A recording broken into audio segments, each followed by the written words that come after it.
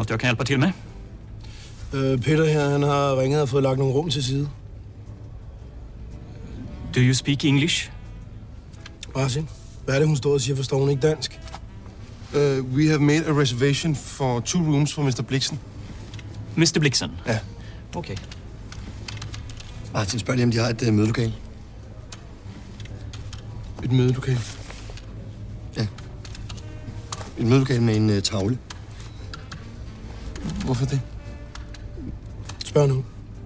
Hvis han har fundet en idé, så skal vi høre den. Ja. Altså, skal vi ikke lande først? Men hvis det er så svært, så spørger jeg selv. Du skal da være så velkommen. Ja, det gør jeg da også. Hello. Do you have a room with a room? Yes. We have many rooms. Yes, I know you have rooms. But do you have a meat room? Meat room? You know, Yeah, holding meat. You want to hold meat? Yes, we would like to have a meat room with a towel. A towel?